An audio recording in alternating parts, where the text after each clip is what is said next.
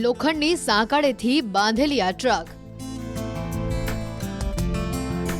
બે દાયકાથી વધુ સમયથી આ દરગાહ પર ટ્રક બાંધેલી છે, જેના વિશે અનેક લોકવાયકાઓ પ્રવર્તી રહી છે. કેટલાક તો એવું કહે છે કે ટ્રક અહીંયા બાંધેલી હોવા છતાં રાત્રે રસ્તા પર દોડતી જોવા મળે છે. સ્થાનિકોનો દાવો છે કે અનેક વખત લોકો રાત્રિના સમયે આ ટ્રક અહીંયા જ પડી છે કે નહીં તેની ખાતરી કરવા માટે પહોંચે છે. જેવી રીતે કેટલાક રહસ્ય ક્યારેય ઉકેલાતા નથી, એવી જ રીતે આ ટ્રકનું રહસ્ય પણ અકબંધ છે. આ દરગાહ ગાંધીનગર નજીક ખોરજ ગામે આવેલી છે. સૈયદ અમર અલીની આ કબરની દેખભાળ એક હિન્દુ પરિવાર દ્વારા કરાઈ રહી છે. બે દાયકાથી આ ટ્રક અહીંયા આવી જ રીતે પાર્ક કરેલી છે. કહેવાય છે કે એની ક્યારેય સર્વિસ કરાવાઈ નથી, છતાં તે એકદમ ચમકતી જ લાગે છે. દરગાહનું સંચાલન કરનાર રતન જીવનજી ડાભીએ કહ્યું કે સૈયદ અમર અલીની કબર દરગાહની અંદર આવેલી છે. સૈયદ અમર અલી તેમના પિતાના ખૂબ જ સારા મિત્ર હતા. તેના બાળપણનો એક કિસ્સો જણાવતા ડાભી કહે છે કે એક વખત શાળામાં સૈયદ અમર અલીને શિક્ષકે સજા આપવા માટે લાકડીનો ઉપયોગ કર્યો, પરંતુ થોડી વારમાં જ લાકડી સાપ બની ગઈ હતી. મારા પપ્પા બે જણા ભાઈબંધ હતા બચપનના.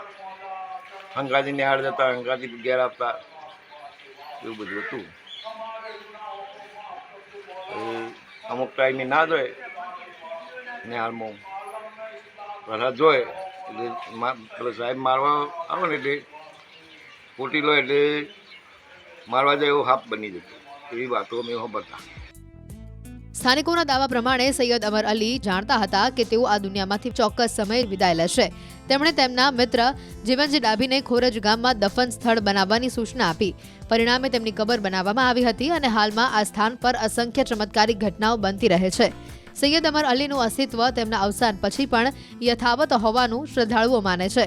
અપાર શ્રદ્ધા ધરાવનારા માને છે કે સૈયદ અમર અલી ટ્રક ચલાવીને લોકોને મદદ કરવાનું ચાલુ રાખે છે. લોખંડની સાંકળેથી બાંધેલી આ ટ્રક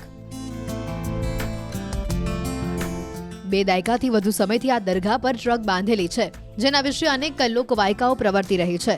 કેટલાક તો એવું કહે છે કે ટ્રક અહીંયા બાંધેલી હોવા છતાં રાત્રે રસ્તા પર દોડતી જોવા મળે છે. સ્થાનિકોનો દાવો છે કે અનેક વખત લોકો રાત્રિના સમયે આ ટ્રક અહીંયા જ પડી છે કે નહીં તેની ખાતરી કરવા માટે પહોંચે છે. જેવી રીતે કેટલાક રહસ્ય ક્યારેય ઉકેલાતા નથી, એવી જ રીતે આ ટ્રકનું રહસ્ય પણ અકબંધ છે.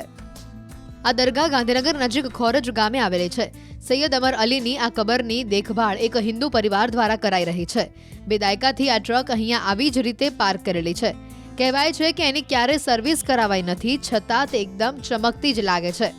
દરગાહનું સંચાલન કરનાર રતન જીવનજી ડાભીએ કહ્યું કે સૈયદ અમર અલીની કબર દરગાહની અંદર આવેલી છે. સૈયદ અમર અલી તેમના પિતાના ખૂબ જ સારા મિત્ર હતા. તેના બાળપણનો એક કિસ્સો જણાવતા ડાભી કહે છે કે એક વખત શાળામાં સૈયદ અમર અલીને શિક્ષકે સજા આપવા માટે લાકડીનો ઉપયોગ કર્યો, પરંતુ થોડી વારમાં જ લાકડી સાપ બની ગઈ હતી. મારા પપ્પા બે જણા ભાઈબંધ હતા બચપનના. હંગાથી નિહાળ જતા, હંગાથી ઘેર આપતા, એવું બધું હતું.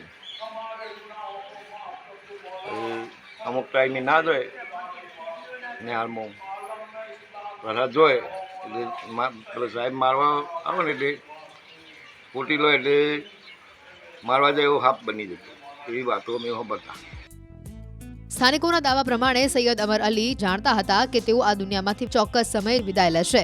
તેમણે તેમના મિત્ર જીવનજી ડાભીને ખોરજ ગામમાં દફન સ્થળ બનાવવાની સૂચના આપી. પરિણામે તેમની કબર બનાવવામાં આવી હતી અને હાલમાં આ સ્થાન પર અસંખ્ય ચમત્કારિક ઘટનાઓ બનતી રહે છે. સૈયદ અમર અલીનું અસ્તિત્વ તેમના અવસાન પછી પણ યથાવત હોવાનું શ્રદ્ધાળુઓ માને છે. અપાર શ્રદ્ધા ધરાવનારા માને છે કે સૈયદ અમર અલી ટ્રક ચલાવીને લોકોને મદદ કરવાનું ચાલુ રાખે છે.